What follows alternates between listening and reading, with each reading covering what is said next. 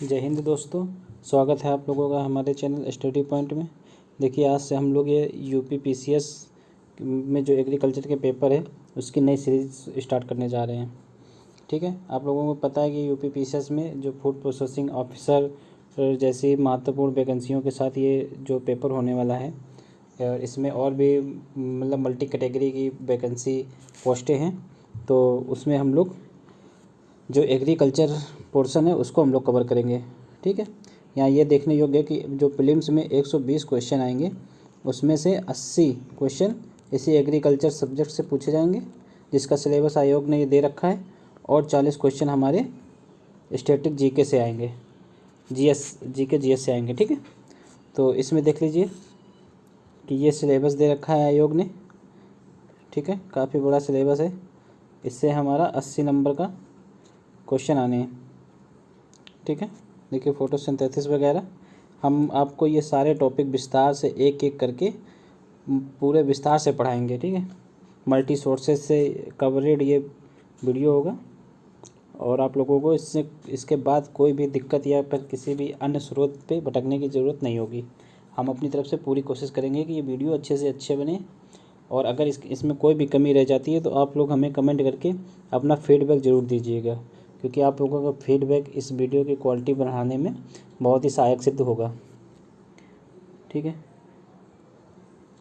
तो देखते हैं आज हम लोग इस सिलेबस में क्या कवर करने वाले हैं। आज के वीडियो में हम लोग देखिए, इस सिलेबस है कि environmental factor of crop distribution and production. ठीक, तो इसको हम लोग इसके नेक्स्ट वीडियो में कवर करेंगे, जिसमें एग्रीकल्चर और उसके क्लाइमेट से संबंधित वीडियो की सीरीज़ बनाएंगे, उसमें कवर कर लेंगे। और आज हम लोग ये वाला से देखेंगे, climate element as factor of crop growthing. तो ये भी इसी में आ जाएगा, इसी वीडियो में। आज हम लोग यहाँ से ये टॉपिक कवर करेंगे, cropping pattern in different agro climatic zone in UP. ठीक है, और concept of multi storey relay and intercropping and their importance in relation to sustainable cropping production. ठीक है, तो आज हम लोग यहाँ से यहाँ तक के सिलेबस को अपने इस वीडियो में कवर करने की पूरी कोशिश करेंगे। ठीक है, तो हम लोग पूरे सिलेबस को मतलब सिलेबस वाइज पूरा विस्तार से पढ़ेंगे, एक भी पॉइंट छूटेगा नहीं।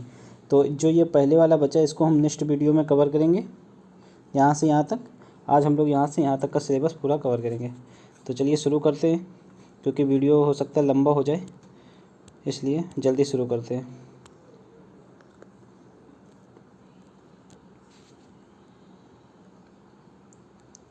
तो इस चैप्टर का नाम है, इस टॉपिक का नाम है क्रॉपिंग सिस्टम एंड पैटर्न। ठीक है, तो इसमें हम क्रॉपिंग सिस्टम और उसके पैटर्न को विस्तार से डिटेल में पढ़ेंगे। ठीक है,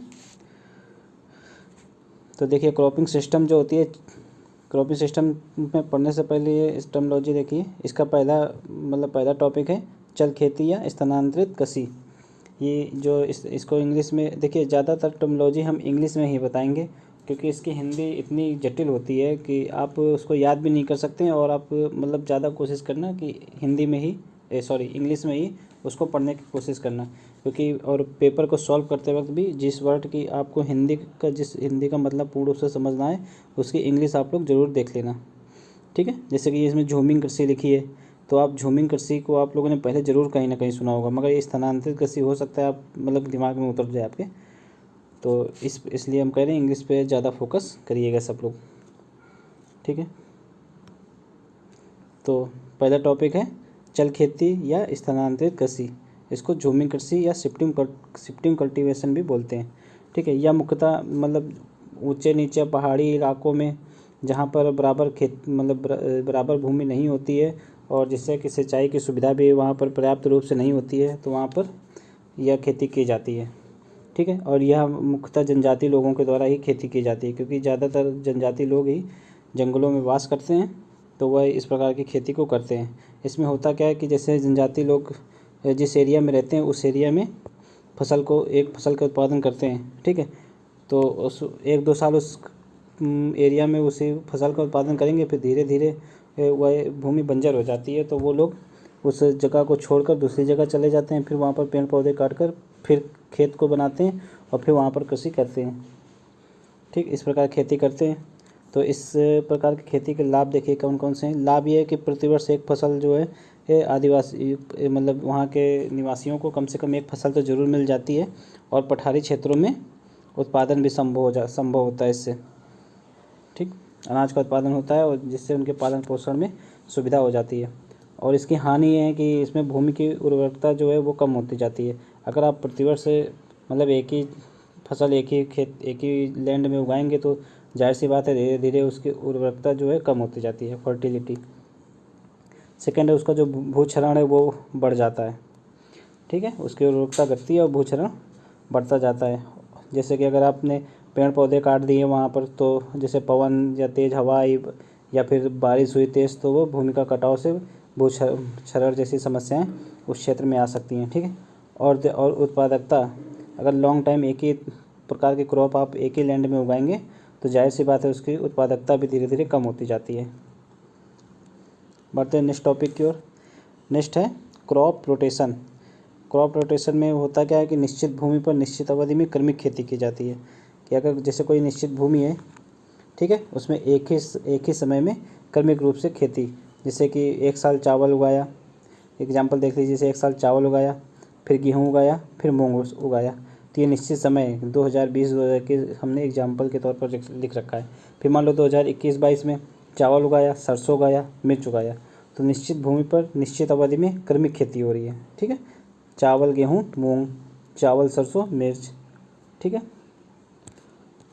बात नेक्स्ट मतलब इस क्रॉप पैटर्न के लाभ देख लीजिए। क्रॉप रोटेशन के लाभ, इसमें उर्वरकता शक्ति बनी रहती है। ठीक है, मान लो चावल के लिए किसी और चीज़ की आवश्यकता होती है तो भूमि से मिल जाती है, गेहूं के लिए किसी और की, मूंग के लिए किसी और की। अगर आप चावल ही चावल उगाते रहेंगे तो उस जो भूमि की उर्वरकता है वो घट जाती है, और अगर इसे पैटर्न बदलते रहेंगे तो उर्वरकता शक्ति बनी रहेगी। भूक्षरण भी रुकेगा, लैंड कभी खाली नहीं रहेगी। ठीक है, तो भूक्षरण भी रुकेगा, साल भर रोजगार और स्थिर आय बनी रहेगी वहाँ के निवासियों की। ठीक, बढ़ते हैं नेक्स्ट टॉपिक की ओर। नेक्स्ट है टिकाऊ खेती एवं पर्यावरणीय खेती। टिकाऊ खेती और पर्यावरणीय खेती, इसमें होता क्या है कि यह अवधारणा देखो अभी यह अवधारणा आधुनिक है, कृषि करने की आधुनिक अवधारणा इसको कहा जा सकता है। इस प्रकार की इको फार्मिंग, इस प्रकार की खेती करना जैसे कि भूमि का क्षरण भी ना हो और उसकी उत्पादकता भी बनी रहे लॉन्ग टाइम तक, और आने वाले कल में या फिर भविष्य में भी वह लैंड की फर्टिलिटी बनी रहे, उसी को सस्टेनेबल फार्मिंग भी बोलते हैं। ठीक है, अगर इस प्रकार के लैंड में organic matter use as a nutrient management, so also known as card organic farming, अगर वहाँ पर ऑर्गेनिक मैटर उसके पोषकता को बनाए रखने के लिए अगर ऑर्गेनिक मटेरियल का यूज हो रहा है तो उसको हम ऑर्गेनिक खेती भी बोलते हैं। ठीक है, इसी को ऑर्गेनिक फार्मिंग भी बोल सकते हैं अगर वहाँ पर पोषक तत्व के रूप में ऑर्गेनिक मैटर का यूज होता है तो। बढ़ते हैं नेक्स्ट टॉपिक की ओर। देखिए ये जो 3 प्रकार के टाइप्स हैं कृषि के, ठीक है, तो वो भी इसी का अंग माने जाते हैं सस्टेनेबल फार्मिंग के। Agro forestry, multi level cultivation एवं एनिमल हस्बेंड्री। ठीक है, अब हम लोग आगे पढ़ेंगे क्रॉपिंग सिस्टम। तो सिस्टम से मतलब होता है कि हिंदी तो इसकी तंत्र होती है कि एक ऐसा तंत्र कि जहाँ पर उस चीज़ को रहने के लिए पर्याप्त जो उसकी आवश्यकताएं वो पूरी हो सकें।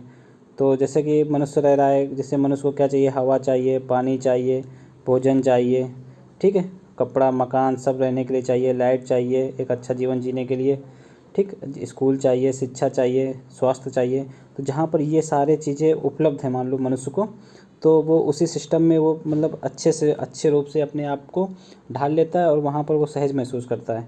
ठीक है, इसी प्रकार क्रॉपिंग का भी एक सिस्टम होता है जहाँ पर उसको पर्याप्त रूप से पोषक तत्व, जैसे पोषक तत्व हो गया, पानी हो गई, और पर्याप्त रूप से उसको जो भी चीज़ें आवश्यकता है, लैंड भी फर्टिलिटी लैंड हो, ठीक है, ऊंचा नीचा ना हो, बराबर हो, तो अगर ऐसी चीज़ें हैं तो उसको क्रॉपिंग सिस्टम बोलेंगे। कि यहाँ पे देखिए इस डिफिनेशन लिखी है कि निश्चित वातावरण में अपनाया गया क्रॉपिंग पैटर्न और मैनेजमेंट। ठीक, तो क्रॉपिंग पैटर्न और मैनेजमेंट को ही क्रॉपिंग सिस्टम बोलते हैं। ठीक, जैसे हमारा लोगों को क्रॉपिंग पैटर्न खाने का पैटर्न और उसका मैनेजमेंट और ये सब तो सिस्टम में आता है, उसी तरह क्रॉपिंग पैटर्न और मैनेजमेंट को क्रॉपिंग सिस्टम बोलते हैं। यहाँ पे समझ लेंगे क्रॉपिंग पैटर्न किसको कहते हैं कि जिसे निश्चित क्षेत्र में अधिकतर किसानों द्वारा अपनाया गया फसल चक्र, तो वह उस क्षेत्र का सिस्टम पैटर्न बन जाता है। जैसे कि कहीं निश्चित स्थान पर अगर जल की ज़्यादा मात्रा है तो वहाँ पर आप धान, गन्ना जैसे अधिक जल को अवशोषित करने वाली फसलें उगा सकते हैं। तो उस क्षेत्र का क्रॉपिंग पैटर्न क्या हो जाएगा, गन्ना हो जाएगा, धान हो जाएगा, ठीक है, मक्का हो जाएगा, ये सब जो ज़्यादा जल ग्रहण करती हैं फसलें वो हो जाएंगी। अगर जहाँ पर मान लो कि जल की कम जल ज़्यादा नहीं है तो वहाँ का क्रॉपिंग पैटर्न भी आपको बदला हुआ मिलेगा। जैसे कि वहाँ पर आप लोगों को मिलेगा ज्वार, बाजरा, जौ, जैसे राजस्थान वगैरह क्षेत्र में, इसलिए वहाँ पर जौ, ज्वार, बाजरा, सरसों ये सब राजस्थान इन सब फसलों के उत्पादन में भी नंबर 1 पर है। ठीक है, तो अलग अलग क्षेत्रों का अलग अलग क्रॉपिंग पैटर्न होता है। ठीक, उसके बाद देखिए ये जो क्रॉपिंग सिस्टम होता है वो लोकेशन स्पेसिफिक होता है। जैसे अभी हमने आप लोगों को एग्जांपल देकर बताया, ठीक है, राजस्थान और अपने जो उत्तर प्रदेश और बिहार का लैंड है वहाँ पर अलग प्रकार का पैटर्न है। ठीक, सभी संसाधनों का समुचित उपयोग करने की कोशिश की जाती है इस प्रकार के लैंडिंग में। उसके बाद देखिए क्रॉपिंग जो पैटर्न है, क्रॉपिंग सिस्टम है, उसमें उत्पादन जो है 2 तरीके से बढ़ाया उत्पादन को 2 तरीके से देखा जा सकता है। पहले जो ओल्ड मेथड था उत्पादन का, उसमें आप उत्पादन अगर बढ़ाना होता था ओल्ड मेथड में तो एरिया बढ़ा देते थे लोग, या फिर उसकी उत्पादकता को किसी तरह बढ़ाने की कोशिश करते थे, तो यह ओल्ड मेथड है। अगर न्यू मेथड में क्या होता है, लोग पर यूनिट टाइम में प्रति इकाई टाइम में ज़्यादा से ज़्यादा फसल उत्पादन करने की कोशिश करते हैं, और पर यूनिट स्पेस यानी कि पर इकाई एरिया में भी वो अधिक से अधिक क्रॉप लगाकर और अधिक से अधिक आय अर्जित करने की कोशिश करते हैं। ठीक है, तो ये जो ओल्ड मेथड था तो ये ट्रायल एवं एरर बेस पे था, कोई भी आधुनिक प्रमाण नहीं होते थे किसी भी खेती के कि अगर आप इतना बोओगे तो इतना आपको इस लाभ मिलेगा या इतना अनाज मिल ही जाएगा। होता क्या था कि लोग जैसे कि ट्रायल करते थे कि आज इस साल इस खेत में ये बो के देखते हैं पैदा होता है कि नहीं, अगर हुआ तो सही, अगर नहीं हुआ तो उसको एरर मान लेते थे और आगे बढ़ जाते थे। ठीक है, तो ये ट्रायल एंड बेस पे थी। पर अब जो आधुनिक मेथड आया है वो मॉडर्न और साइंटिफिक है। ठीक है, इसमें होता क्या है कि साइंटिफिक प्रॉपर कौन सी जो भी बीज बोया जाता है वो उसका जीनोटाइप पूरी तरीके से बनाया जाता है लैब में। ठीक है, कि कोई भी क्रॉप जो बोना है अगर उसमें जीन है, ठीक है, तो बौनेपन को हटाकर अगर लंबा चाहिए तो लंबा लगा देते थे, अगर ज़्यादा उत्पादकता चाहिए तो वैसे जीन पूरी तरीके से उसके जीन बदल देते थे। जिससे अभी भी जैसे बदलते हैं, यानी कि जो हाइब्रिड बीज आते हैं वो जीनोटाइप के द्वारा ही उनको संशोधित किया जाता है एक तरीके से। ठीक है, सेकंड जो मॉडर्न उत्पादन बढ़ाने का है वो है जियोमेट्री ऑफ पैटर्न, जो फसल लगाने का जो तरीका है तो उसको चेंज करके भी आप ज़्यादा से ज़्यादा प्लांट कम प्रति इकाई क्षेत्रफल में ज़्यादा प्लांट लगा सकते हैं। ठीक है, जैसे कि सबसे अगर ऐसा क्वेश्चन बनता है हमारे एग्रीकल्चर में कि सर्वाधिक प्लांट किस प्रकार के उसमें लगाया जा सकता है कृषि में, या किस प्रकार के फसल बोने में सर्वाधिक प्लांट आते हैं, तो क्यूबॉइडल शेप में। क्यूबॉइडल क्यूब के आकार में अगर आप फसल को बोते हैं, ठीक है, इस तरह, तो ज़्यादा से ज़्यादा प्रति इकाई स्पेस में ज़्यादा से ज़्यादा पौधों की संख्या आप लगा सकते हैं। ठीक है, यहाँ बो दिया, यहाँ बो दिया, यहाँ लगा दिया। ठीक है, क्यूबॉइडल शेप है। अगर इस शेप में तो ज़्यादा से ज़्यादा प्लांट आप कम प्रति इकाई क्षेत्रफल में लगा सकते हैं। उसके बाद देखिए फार्मिंग सिस्टम क्या होता है। फार्मिंग सिस्टम कि ये सिस्टम इकाई अभी आप लोगों को बताया पूरा सिस्टम जहाँ पर प्रतिकूल परिस्थितियाँ हो किसी भी चीज़ के उत्पादन के लिए, और फार्मिंग जहाँ पर लैंड खेती होती है एग्रीकल्चर। तो विभिन्न देशों में सामाजिक, आर्थिक और मनोवैज्ञानिक एवं भूधारण प्रणाली के आधार पर फार्मिंग सिस्टम का निर्धारण किया जाता है। ठीक है, जैसे वहाँ के सामाजिक, आर्थिक और वहाँ मनोवैज्ञानिक आर्थिक ज़रूरतें कौन कौन सी हैं, वहाँ के लोगों की आर्थिक स्थिति कैसी है, सामाजिक ज़रूरतें क्या क्या हैं। ठीक है, किस प्रकार के लोग अनाज मान लो जहाँ पर अगर लोग ज़्यादा गेहूँ की मांग, जहाँ के लोग ज़्यादा रोटी खाते हैं तो वहाँ पर ज़्यादा गेहूँ बोया जाएगा, जहाँ के लोग ज़्यादा चावल खाते हैं तो वहाँ पर ज़्यादा राइस बोया जाएगा, तो उसको फार्मिंग सिस्टम बोलते हैं। ठीक है, और ये विभिन्न देशों में अलग अलग होता है उसकी सामाजिक स्थिति के हिसाब से। नेक्स्ट टॉपिक है मिक्स्ड फार्मिंग। मिक्स्ड फार्मिंग में होता क्या है कि आप खेती के साथ साथ डेयरी और मच्छी पालन, कुक्कुट पालन या ऐसे मतलब सहायक गतिविधियां भी की जाती हैं।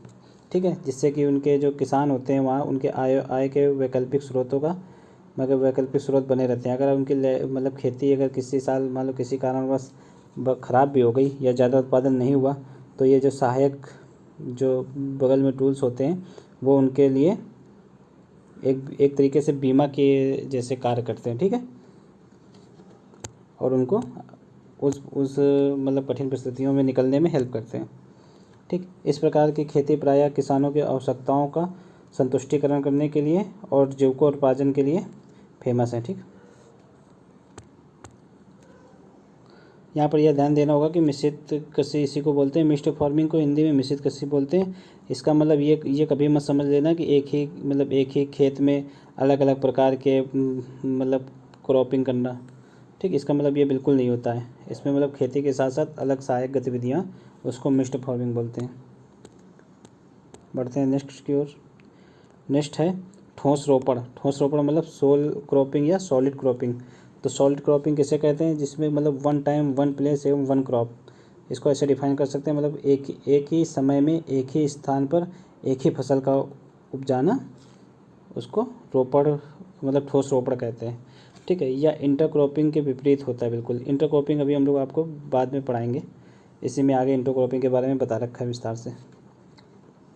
नेक्स्ट है मोनोकल्चर। क्या होता है मोनोकल्चर, मतलब एक फसल की बारंबार खेती। जैसे कि किसी मतलब एक ही वर्ष में राइस लगाया किसी स्थान विशेष में, फिर जब वो राइस पक गया उसको काट लिया, फिर राइस लगा दिया, फिर वो पक गया उसको काट लिया, फिर राइस लगा दिया।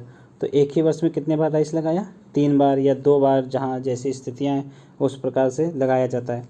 तो हुआ क्या, एक ही फसल की बारंबार खेती हो रही, rice rice rice rice rice rice. ठीक है, तो इसकी जो क्रॉपिंग इंटेंसिटी होती है वो हमेशा 100% से अधिक होती है। इसको क्रॉपिंग इंटेंसिटी को निकालते कैसे हैं, क्रॉपिंग इंटेंसिटी को देखो इस प्रकार निकालते हैं, एक वर्ष में उगाई गई फसलों की संख्या इंटू 100। जैसे ऊपर हम राइस उगा रहे हैं, राइस फिर राइस उगाया, मान लो एक साल में 2 बार राइस उगा लिया, तो हुआ क्या, इसकी फसलों की संख्या कितनी हो गई, 2 इंटू 100। तो इसकी क्रॉपिंग इंटेंसिटी कितनी हो गई, 200%। ठीक है, इसलिए यहाँ पर यह वर्ड लिखा है कि इसकी जो मोनोकल्चर की क्रॉपिंग इंटेंसिटी होती है वो हमेशा 100 से अधिक ही होती है। और मोनोक्रॉपिंग ये इसी का मतलब क्रॉपिंग है। ठीक है, मोनोक्रॉपिंग, ये मोनोकल्चर है, ये मोनोक्रॉपिंग है। मोनोक्रॉपिंग मतलब एक वर्ष में निश्चित क्षेत्र में एक ही फसल। इसमें मोनो मतलब एक होता है, क्रॉपिंग मीन्स फसल। तो इसमें एक वर्ष में निश्चित क्षेत्र में एक ही फसल उगाई जाती है। जैसे कि शुगर कैन उगाया, अगले वर्ष फिर शुगर कैन उगाया, तो एक वर्ष में एक फसल उत्पादन करी जाती है। ठीक है, तो अब जब मान लो कि एक वर्ष में एक ही फसल उगाई जा रही है, तो इसकी क्रॉपिंग इंटेंसिटी कितनी होगी, 100%। ठीक है, प्रतिवर्ष उगाई गई फसलों की संख्या इंटू 100। तो एक वर्ष में एक फसल उगा रहे हैं हम लोग, इंटू 100, तो इसकी क्रॉपिंग इंटेंसिटी 100 हो गई। ठीक, तो मोनोकल्चर की 100 से अधिक होती है हमेशा क्रॉपिंग इंटेंसिटी, और मोनोक्रॉपिंग की 100 होती है। और यहाँ यह देखने योग्य होगा कि भारत में यह मतलब मोनोक्रॉपिंग की क्रॉपिंग इंटेंसिटी 136% है। ये यहाँ से क्वेश्चन बन सकता है। ठीक है, तो इसको याद ध्यान देना, इसको नोटिस करना पॉइंट को। बढ़ते हैं नेक्स्ट है type of cropping system. Cropping system के टाइप कौन कौन से होते हैं, क्रॉपिंग सिस्टम 2 टाइप के होते हैं, एक मोनोक्रॉपिंग, दूसरा मल्टीपल क्रॉपिंग। तो मल्टीपल क्रॉपिंग में होता है कि समानतः एक साल में 3 से 4 फसलों का उत्पादन, और उन फसलों का उत्पादन मतलब सस्टेनेबिलिटी के हिसाब से, कि मतलब भूमि का क्षरण भी ना हो और भूमि की उत्पादकता बनी रहे और फसल का उत्पादन भी हो जाए। ठीक है, ये जो है सस्टेनेबिलिटी शब्द तो बाद में जोड़ा गया है, पहले इसका मतलब सिर्फ इतना ही लगाया जाता था कि समानतः एक साल में 3 से 4 फसलों का उत्पादन। अब इसमें सस्टेनेबिलिटी वर्ड जोड़ दिया गया है कि भूमि का क्षरण ना हो और फसलों का उत्पादन भी होता रहे। ठीक है, मल्टीपल क्रॉपिंग को 4 सब टाइपों में बांटा गया है, जो कि हमारे सीधा सिलेबस में ये चारों टाइप लिखे हुए हैं कि इंटरक्रॉपिंग क्या होती है, मिक्स्ड क्रॉपिंग क्या होती है, सीक्वेंशियल क्रॉपिंग क्या होती है, और रिले क्रॉपिंग या ओवरलैपिंग क्रॉपिंग क्या होती है। तो अब हम यहाँ पर पढ़ेंगे सीधा मतलब इंटरक्रॉपिंग। इंटरक्रॉपिंग में होता क्या है कि एक खेत में एक समय में मगर फसलें दो या दो से अधिक और एक निश्चित अनुपात में उगाई जाती हैं। एक मतलब जैसे कि समझ लो एक खेत है, इसमें एक साल मतलब कोई साल विशेष ले लो, जैसे 2021, एक साल मतलब एक खेत में एक समय विशेष में दो या दो से अधिक फसलों का उत्पादन करना, मगर उनका एक निश्चित अनुपात होगा। ठीक है, निश्चित अनुपात में उगाएंगे। ऐसा नहीं कि ऐसे ही मतलब बो दिया फसल, जो जितनी होगी उग गई, बाकी को मतलब कुछ नहीं, मतलब इसमें निश्चित अनुपात में उगाया जाता है। ठीक है, जैसे शुगर केन आलू हो गया, शुगर केन पोटाटो हो गया, शुगर केन प्याज हो गया। तो उसमें ये निश्चित रहेगा कि मतलब 60% जगह में शुगर केन और 40% जगह में आलू। जैसे कि शुगर केन लगा दिया ऐसे ये खेत में शुगर केन लगा दिया लाइन से, ठीक, और इसी के बीच बीच में आलू। ठीक, तो यह निश्चित अनुपात में हो गया शुगर केन एवं आलू, तो इसको इंटरक्रॉपिंग बोलेंगे। नेक्स्ट है अभी इंटरक्रॉपिंग के ये मुख्य प्रकार देख लीजिए। इंटरक्रॉपिंग तो मुख्यतः बहुत प्रकार की होती है, मगर ये इसके जो मेन 4 टाइप हैं वो यहाँ पर हमने डिस्क्राइब कर रखे हैं। पहला है पैरेलल क्रॉपिंग। पैरेलल क्रॉपिंग ये जो है ये पैरेलल क्रॉपिंग डिफाइन है यहाँ पर। पैरेलल क्रॉपिंग क्या होती है, मतलब एक फसल जब पूर्णतः रूप से पक के कट जाए तो उसके बाद दूसरी फसल का उत्पादन करना। ठीक है, ये एक फसल कट गई उसके बाद दूसरी फसल का उत्पादन करना, तो ये होगी पैरेलल क्रॉपिंग। ठीक है, इसमें क्या होती है, शून्य प्रतियोगिता होती है, मतलब कि किसी भी फसल अब इसका इस फसल का इस फसल से कोई लेना देना नहीं है, तो शून्य प्रतियोगिता होगी। जैसे कि ग्राम, चना और माइस। ठीक है, नेक्स्ट है कंपेनियन क्रॉपिंग। तो कंपेनियन क्रॉपिंग क्या है, इसमें दोनों फसलों का उत्पादन उसके शुद्ध फसलों के उत्पादन के बराबर होता है, तो उसको कंपेनियन क्रॉपिंग कहते हैं। मतलब यहाँ पे शुद्ध फसलों का उत्पादन क्या हुआ कि जैसे कि मतलब कि अगर आप गन्ने को एक स्पेसिफिक अलग एरिया में बोते हैं तब भी उसका उत्पादन भी इस मतलब कंपेनियन खेती के द्वारा भी किया गया उत्पादन के बराबर ही होगी। अगर आलू को अलग खेत में बोते हैं तो उसका उत्पादन भी इसके बराबर ही होगा। मतलब और इस वाले में क्या हो रहा है कि दोनों चीज़ों को एक साथ उगाया जा रहा है, तब भी उनके उत्पादन पर कोई प्रभाव नहीं पड़ रहा है। और जितना अगर उनको अलग अलग उत्पादन करते तब भी वो उतना ही उत्पादन होते, साथ में करें तब भी, तो ये बेस्ट है। ठीक है, कंपेनियन क्रॉपिंग। नेक्स्ट है मल्टी स्टोरी क्रॉपिंग। इसमें होता क्या है, मान लो अगर जैसे पहाड़ी एरिया हो गया या विभिन्न उच्चावच जहाँ पर होते हैं, ठीक है, तो वहाँ पर विभिन्न ऊंचाइयों पर साथ साथ फसलों का उगाना वो मल्टी स्टोरी क्रॉपिंग हो गई। जैसे आप लोगों ने देखा होगा सीढ़ीदार खेत बनाकर उत्पादन करते हैं तो उसको मल्टी स्टोरी क्रॉपिंग कहते हैं। ठीक, ये धीरे धीरे ऊंचाई बढ़ती जाती है जो सीढ़ीदार खेती होती है उनकी। बढ़ते हैं नेक्स्ट है सिनर्जेटिक क्रॉपिंग। सिनर्जेटिक क्रॉपिंग में क्या होता है कि दो फसलों का उत्पादन उसके शुद्ध फसल उत्पादन से अधिक हो जाता है। अब हुआ क्या कि जैसे मान लो 2 फसलों का उत्पादन कर रहे हैं एक साथ, तो इनका उत्पादन इतना ज़्यादा हो जाएगा, अगर इनको अलग अलग भी बोते ना तब भी उतना उत्पादन ना हो पाता। लैंड भी अधिक लग जाती, उत्पादन भी उतना ना होता। या कैसे होता है, अब देखिए, मान लो कि जैसे कि कोई खेती कहाँ गया,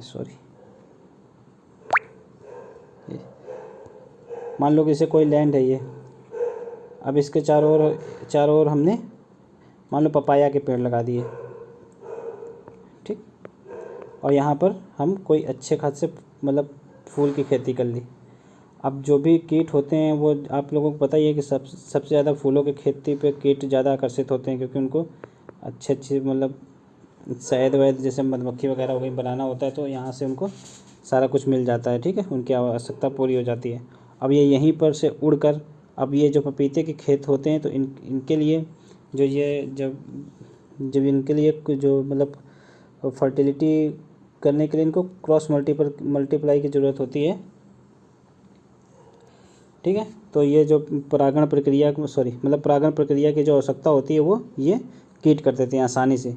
तो अब देखो यहाँ पर तो हो रही है मतलब फूलों की खेती, मगर उसकी वजह से यहाँ पर पपाया के फलों को ज़्यादा मतलब वो मिल गया। ठीक है, लाभ। तो इससे हुआ क्या, उसका फूलों को भी नुकसान नहीं हुआ और पपाया का मतलब फसल भी अच्छी हो गई, उसकी भी हो गई और फूलों की भी हो गई। ठीक है, नेक्स्ट है बुआई बेस्ड इंटरक्रॉपिंग। अब ये बुआई बेस्ड इंटरक्रॉपिंग क्या है देख लीजिए। जैसे कि मतलब फसलों का किस प्रकार लगाएं, ठीक, मतलब ये वो है कि किस प्रकार बोया जाए। तो यह है योगात्मक अंतर चयन, मतलब एडेटिव सीरीज इंटरक्रॉपिंग। एडेटिव में मतलब होता क्या है इसमें कि इसमें एक मुख्य फसल होती है और दूसरी गौण फसल होती है। ठीक है, और ये भारत में सर्वाधिक इसी का प्रचलन है। ठीक, मान लो कि जैसे कि ये खेत है, ठीक है, इसी में हम गेहूँ बो दिया और बीच बीच में सरसों डाल दी, जो कि मतलब जो गेहूँ बोते समय जो ये रागी बनाई जाती है मेयर टाइप की, इसमें हमने सरसों लगा दी। तो मुख्य फसल क्या हुई हमारी, मुख्य फसल तो हुई गेहूँ, मगर ये एडिटिव फसल क्या हो गई, मतलब गौण फसल होगी वो हो गई सरसों।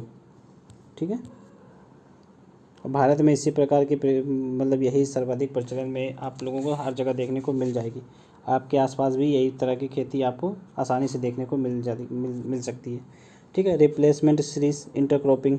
अब इसमें क्या होता है, इसमें कोई भी ना ही मुख्य फसल होती है ना ही गौण फसल होती है, इसमें सारी फसलों को मिलाकर एक साथ बो दिया जाता है, मतलब जो भी बोना है। ठीक है, बढ़ते हैं नेक्स्ट। अब इसी का एग्जांपल देख लीजिए, ये देखिए, जैसे कि ये पोटैटो है, ये शुगर केन यहाँ पे हो गई मुख्य फसल। ठीक, ये और बीच बीच में यहाँ पे क्या लगा दिया, पोटैटो। तो ये हो गई एडेटिव सीरीज इंटरक्रॉपिंग। ठीक है, योगात्मक अंतर सस्यन। इसी का दूसरा एग्जांपल देख लीजिए, जो हमने ये बाद वाला भैया पढ़ाया, रिप्लेसमेंट सीरीज इंटरक्रॉपिंग। तो उसके मतलब चित्र इसके द्वारा समझा जा सकता है। जैसे कि इसमें कोई निश्चित अनुपात नहीं है, ना ही कोई गौण फसल है ना ही कोई मुख्य फसल है। ये वीट बो रखे बीच बीच में, ये मस्टर्ड। ठीक है, इसमें कोई निश्चित दूरी नहीं है। बढ़ते हैं नेक्स्ट टॉपिक की ओर। नेक्स्ट है मिक्स्ड क्रॉपिंग क्या होती है। ठीक है, अभी देख लीजिए ऊपर हम लोग कौन सा टॉपिक पढ़ रहे हैं, तो ये पढ़ रहे हैं हम लोग मल्टीपल क्रॉपिंग। तो मल्टीपल क्रॉपिंग के जो 4 सब टाइप होते हैं, एक होता है इंटरक्रॉपिंग, दूसरा मिक्स्ड क्रॉपिंग। तो हम लोग इंटरक्रॉपिंग को पढ़ चुके हैं। इंटरक्रॉपिंग के भी 4 सब टाइप हमको मिले, कौन कौन से, जैसे कि पैरेलल मिला, सीक्वेंसिंग मिला, ठीक है, और 2 मिले। और अब हम लोग ये पढ़ेंगे मिक्स्ड क्रॉपिंग। ठीक है, उसके बाद हम लोग पढ़ेंगे सीक्वेंशियल और रिले। तो देखते हैं मिक्स्ड क्रॉपिंग।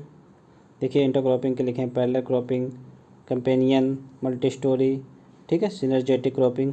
तो ये इंटरक्रॉपिंग के एग्जांपल हो गए। अब हम लोग मिक्स्ड क्रॉपिंग देखेंगे। मिक्स्ड क्रॉपिंग में होता क्या है, 2 या 2 से अधिक फसलें मतलब बिना किसी विन्यास या अनुपात के उगाई जाती हैं, तो उसको मिक्स्ड क्रॉपिंग कहते हैं। मतलब कोई निश्चित अनुपात नहीं होता, ठीक है, और इसमें 2 या 2 से अधिक फसलों को एक साथ उगाया जाता है। ठीक, यह मतलब इंटरक्रॉपिंग की मतलब इसी की इंटरक्रॉपिंग एक नई अवधारणा है। उसके बाद हम लोग देखेंगे सीक्वेंशियल क्रॉपिंग। सीक्वेंशियल क्रॉपिंग को नॉन ओवरलैपिंग क्रॉपिंग भी बोलते हैं, कि इसमें होता क्या है कि पहली फसल काटते ही दूसरी फसल को बो दिया जाता है। ठीक है, जैसे एक ही समय में ये यहाँ पे जैसे कटाई हुई, ये टाइम पीरियड मान लो, यहाँ पे एक ही समय पे कटाई हुई, फिर उसके तत्काल बाद उसकी बुआई भी दूसरे फसल की हो जाती है। ठीक है, तो सीक्वेंशियल मतलब नाम ही से पता चलता है, सीक्वेंस से एक ख़त्म हुई नहीं कि दूसरी स्टार्ट। ठीक, जैसे कि मक्का बोया, मक्का को काटते ही आलू लगा दिया, आलू को काटते ही मिर्च लगा दिया, तो 3 क्रॉप भी हो गई और मतलब ज़्यादा टाइम तक लैंड भी खाली नहीं रखनी पड़ी। दूसरा होगा रिले क्रॉपिंग।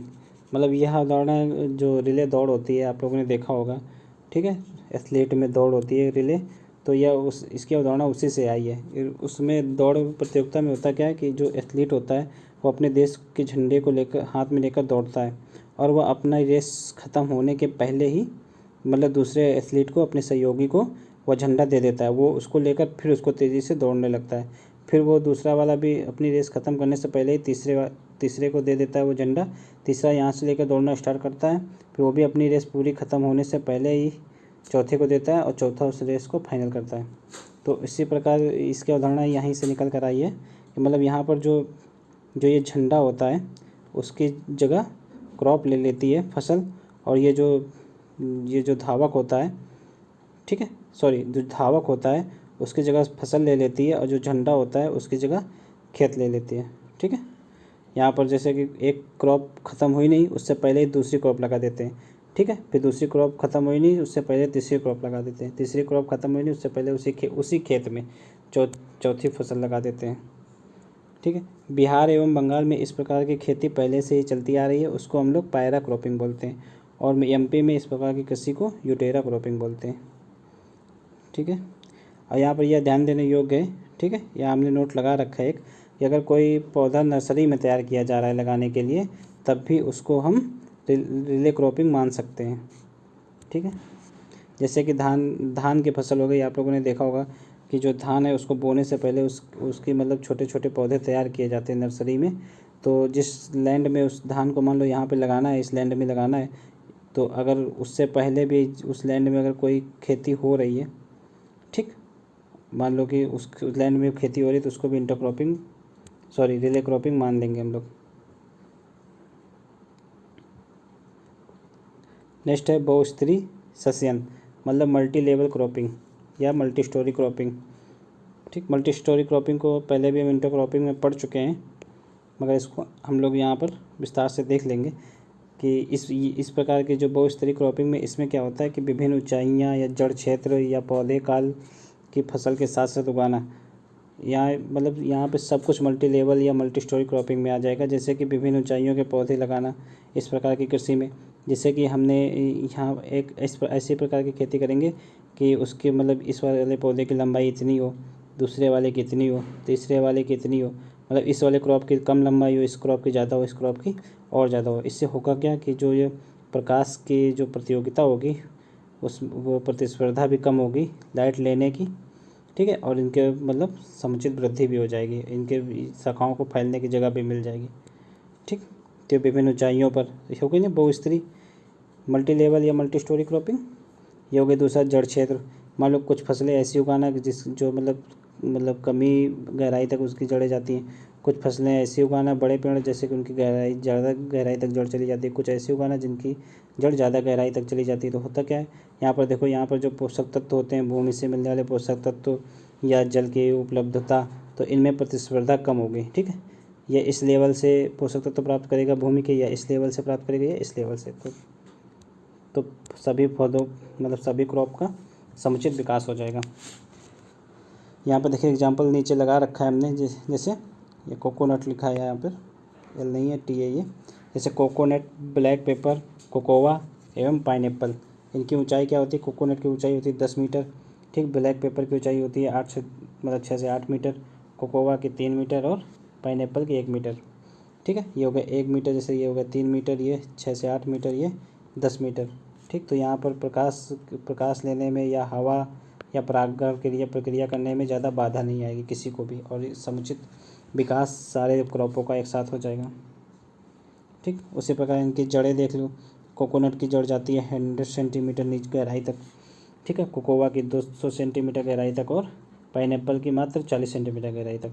तो पोषक जो भूमि से मिलने वाले पोषक तत्व और जल में भी प्रतिस्पर्धा नहीं होगी। ठीक है, बढ़ते हैं नेक्स्ट है टेरा फार्मिंग। टेरा फार्मिंग क्या है कि मंगल ग्रह पर फार्मिंग करना। यह मतलब बिल्कुल नई अवधारणा है।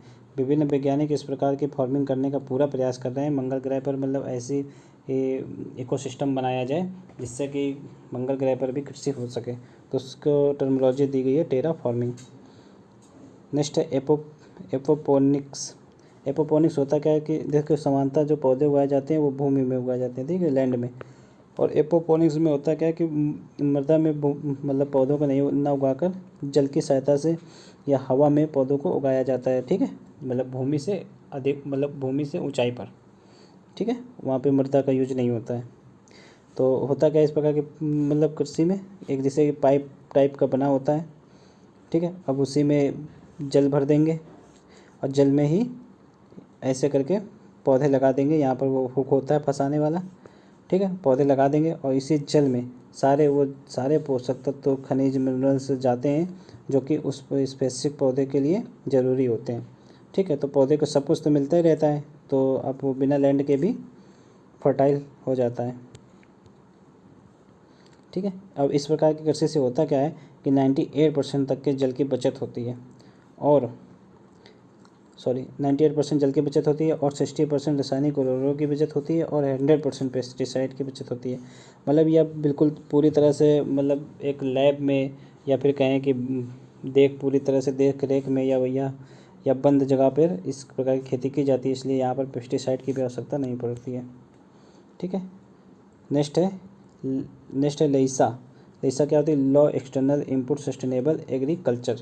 इसमें क्या होता है कि यह इस प्रकार की कृषि एक ऐसी जगह पर की जाती है जहाँ पर प्राकृतिक संसाधन और मानव संसाधन का उपयोग किया जाता है, ना कि किसी मतलब मशीन का या फिर बड़े बड़े उपकरणों का उपयोग नहीं न कर स्थानीय स्तर पर उपलब्ध प्राकृतिक एवं मानव संसाधनों का ही प्रयोग किया जाता है इस प्रकार की कृषि में। ठीक है। नेक्स्ट है साइट स्पेसिफिक फार्मिंग। इस प्रकार की फार्मिंग में होता क्या है कि पोषक तत्वों का यूज जो होता है वह लक्ष्य एवं स्थान विशेष को टारगेट करके किया जाता है। ठीक।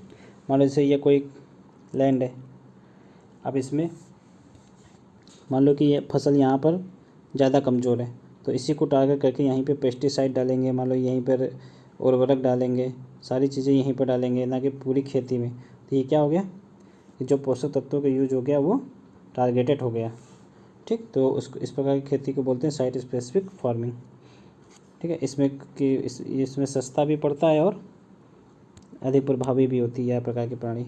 अब देखिए सिलेबस में हमारे साफ साफ लिखा है कि उत्तर प्रदेश का जो फसल चक्र है या क्रॉपिंग पैटर्न है वो किस क्षेत्र में कैसा है। ठीक है। यह हमारे सिलेबस में लिखा है, तो इसको हम देख लेंगे एक बार। देखिए इसको मतलब फसल चक्र के हिसाब से उत्तर प्रदेश को हम 3 भागों में बांट सकते हैं। एक पूर्वी उत्तर प्रदेश के लिए कौन कौन सी क्रॉपिंग पैटर्न है वो ये है। फिर लिखा है पश्चिमी उत्तर प्रदेश के लिए कौन सा क्रॉपिंग पैटर्न है वो ये है। और बुंदेलखंड के लिए कौन सा है वो ये है। उत्तर प्रदेश आप लोगों को पता ही है, उत्तर प्रदेश मान लो ये उत्तर प्रदेश हो गया, तो ये पूर्वी क्षेत्र के लिए, पश्चिमी क्षेत्र के लिए और ये बुंदेलखंड एरिया होती है, इधर बुंदेलखंड एरिया है। तो इसके लिए क्या क्या क्रॉपिंग पैटर्न है वो यहाँ पर हम लोग समझेंगे। तो सबसे पहले देखेंगे पूर्वी उत्तर प्रदेश के लिए। तो पूर्वी उत्तर प्रदेश में धान उगाया जाता है, मसूर उगाई जाती है, धान और मसूर उगाई जाती है। नेक्स्ट है पूर्वी उत्तर प्रदेश में ज्वार प्लस अरहर एवं गेहूँ को उगाया जाता है। धान के साथ मटर, मतलब पहले धान उसके बाद मटर उगाई जाती है। ठीक। अगर ये नहीं उगाया तो फिर धान के साथ आप मक्का, गेहूँ या ज्वार गेहूँ भी उगा सकते हैं। नेक्स्ट है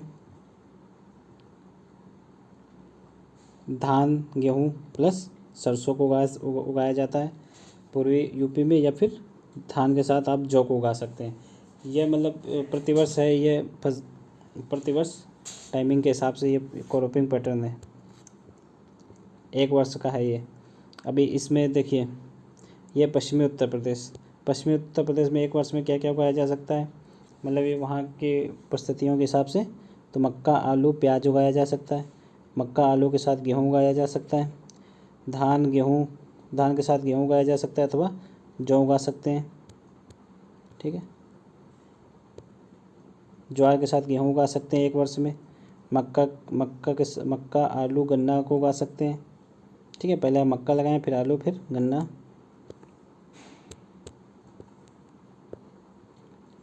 ठीक। अब बुंदेलखंड के लिए देखेंगे। बुंदेलखंड में आप ज्वार प्लस अरहर की दाल उगा सकते हैं। ज्वार के साथ चना उगा सकते हैं, ज्वार के साथ अरहर उगा सकते हैं, प्रति गेहूँ, तिल और अलसी उगा सकते हैं। कोदो के साथ चना उगा सकते हैं, ज्वार के साथ जौ उगा सकते हैं। ठीक है। तो ये हो गया यूपी का क्रॉपिंग पैटर्न। ठीक है। प्रतिवर्ष क्या क्या फसलें उगा सकते हैं वो हमने देखा। आप इसका स्क्रीनशॉट ले सकते हैं आराम से। ठीक है। या फिर हम इसकी आप लोग कहो तो इसकी आप लोगों को PDF हम प्रोवाइड करा देंगे। तो अब हम लोग देख लेते हैं कि आज हम लोगों ने क्या क्या टॉपिक कवर किया अपने सिलेबस में। देखिए कहाँ से कवर किया हमने, यहाँ से, cropping pattern in different agroclimatic zone in UP. ठीक। तो अभी देखा हमने कहाँ का यूपी में मतलब कौन कौन सा क्रॉप उगाया जा सकता है, 3 भागों में यूपी को बांट कर अभी हमने देखा, ठीक है, एक पूर्वी, एक पश्चिमी, एक बुंदेलखंडी। तो वो चार्ट बहुत इंपॉर्टेंट है। देखिए आपके सिलेबस में सीधा सीधा लिखा है क्या क्या उगाया जा सकता है, ठीक है। फिर concept of multiple, multi storey, relay एवं इंटरक्रॉपिंग, ठीक। तो इसमें कौन कौन किस तरह इसको उगाया जाता है वो भी हम लोगों ने पढ़ा। फिर उसके बाद देयर इम्पोर्टेंस एवं relation to sustainable cropping production, इसको भी हमने पढ़ा, ठीक है। तो ये यहाँ तक हम लोगों ने पूरा कंप्लीट कर लिया है सिलेबस। इससे रिलेटेड हम आप लोगों को MCQs प्रोवाइड करवा देंगे अगले वीडियो में, ठीक है। और ये वाला वीडियो हम बन गया है, अब इसको हम शाम को अपलोड कर देंगे, तो इसको भी आप लोग देखना ना भूलें, ठीक है। और अगर इस वीडियो में कोई भी आप लोग इस वीडियो को फीडबैक कमेंट में ज़रूर देना, जिससे कि हम अपने वीडियो की क्वालिटी को और अच्छा कर सकें, ठीक है। जय हिंद दोस्तों।